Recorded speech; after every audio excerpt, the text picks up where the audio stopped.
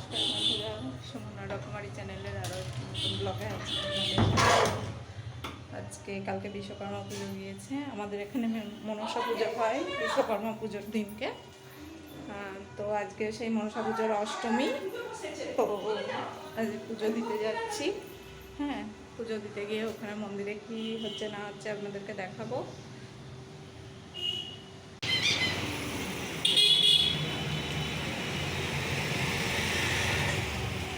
চলে যাচ্ছি সেই রাস্তা।